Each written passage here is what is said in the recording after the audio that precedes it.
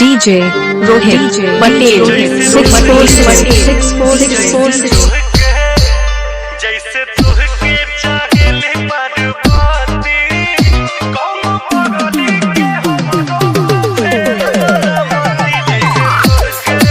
क्या नाम है आपका?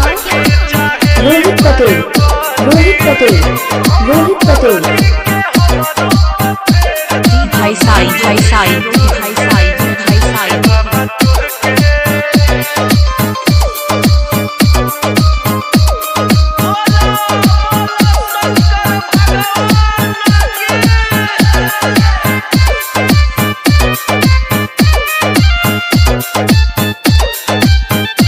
डी भाई साई भाई साई भाई साई भाई साई देव देव महादेव देव जी भजन करी फिर दीन जार हमरो पर बड़ी देर से सुमिरन करी mix by DJ Rohit Patel 6646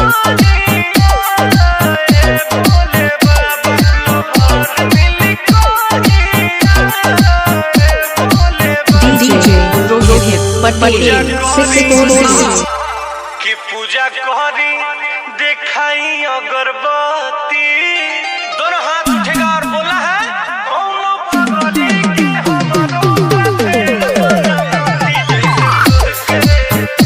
बाबा तुहके चाहेले बर्बादी कौनो पगली के हमरो फेर ना मारी जैसे तुहके बाबा तुहके DJ Rohit Patel 646 Rohit Patel, Rohit Patel, Rohit Patel.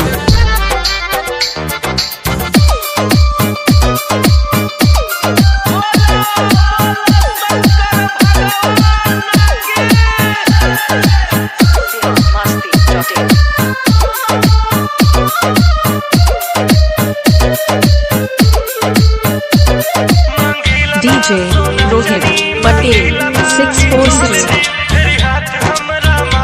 DJ Patel mix by 646 सुबोल कोलकाता।